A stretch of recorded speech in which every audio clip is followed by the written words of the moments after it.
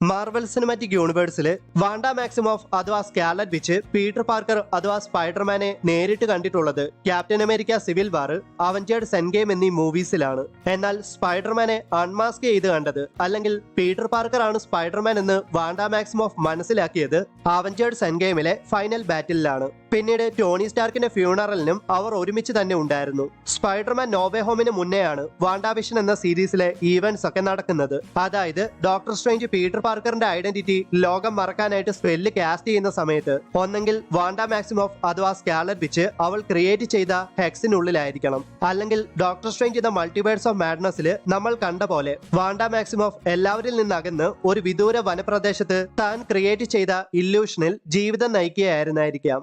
അതും വാണ്ട മാക്സിമോഫ് ആ illusion create ചെയ്തതോ അവളുടെ കെയോസ് മാജിക്കിന്റെയും ഡാർഹോൾഡിന്റെ പവേഴ്സിന്റെ സഹായത്തോടെ. വാണ്ട മാക്സിമോഫ് അഗാത്ത ഹാർക്നെസിനേക്കാൾ പവർഫുൾ ആണെന്ന് നമുക്കറിയാം. എന്നാൽ ഒരു സന്ദർഭത്തിൽ വാണ്ട മാക്സിമോഫിന് അഗാത്ത ഹാർക്നെസിന്റെ നേരെ തന്റെ കെയോസ് മാജിക് പ്രയോഗിക്കാൻ പോലും സാധിച്ചില്ല. ആ സമയത്ത് അഗാത്ത ഹാർക്നെസ് വാണ്ട മാക്സിമോഫിനോട് ഇങ്ങനെ പറയുന്നുണ്ട്: Your magic's no good here. Only the witch that casts the runes can use her magic. അതായത് റൂൺസ് മാജിക് പ്രയോഗിച്ച് ഒരു വിച്ചിന് മറ്റൊരു വിച്ചിനെ ഓവർ പവർ ചെയ്യാൻ സാധിക്കുമെന്നും റൂൺസ് മാജിക് പ്രയോഗിച്ച വിച്ചിന് മാത്രമേ ആ റൂൺസ് മാജിക്കിന്റെ പരിധിയിൽ നിന്നുകൊണ്ട് മാജിക്കൽ പ്രയോഗിക്കാൻ സാധിക്കത്തുള്ളൂ എന്നുമൊക്കെയാണ് ഇവിടെ നമുക്ക് മനസ്സിലാക്കുവാനായിട്ട് സാധിക്കുന്നത്. റൂൺസ് മാജിക് ക്രിയേറ്റ് ചെയ്ത വ്യക്തിക്ക് അതിന്റെ ഉള്ളിൽ നിന്നുകൊണ്ട് മാജിക്കൽ പ്രയോഗിക്കാൻ സാധിക്കും. എന്നാൽ ആ റൂൺസ് മാജിക്കിന്റെ ഉള്ളിലേക്ക് പ്രവേശിക്കുന്ന എതിരാളിക്ക് മറ്റു മാജിക്കൽ പ്രയോഗിക്കാൻ സാധിക്കില്ല.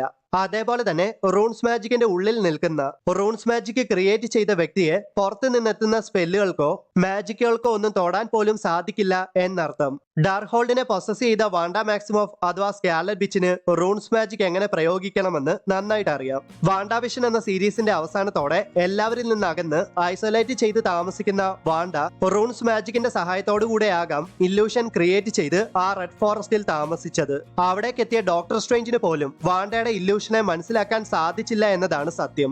സോ ആ കാരണം കൊണ്ട് തന്നെ ഡോക്ടർ സ്ട്രേഞ്ചിന്റെ സ്പെല്ല് സ്കാർലറ്റ് വിച്ചിനെ അഫക്ട് ചെയ്തിട്ടില്ല എന്ന് തന്നെ പറയേണ്ടി വരും. കാരണം തന്റെ മക്കളെ തിരികെ കൊണ്ടുവരാനുള്ള പദ്ധതികൾ നടപ്പാക്കുന്നതിൽ നിന്ന് തന്നെ ആരും ഇന്റർഫിയർ ചെയ്യാതിരിക്കാനോ അതിന് തടസ്സമായിട്ട് വരാതിരിക്കാനോ വാണ്ട എല്ലാ പോസിബിൾ ആയിട്ടുള്ള വഴികളും സ്വീകരിച്ചിട്ടുണ്ടാകുമെന്നതിൽ യാതൊരു സംശയവുമില്ല.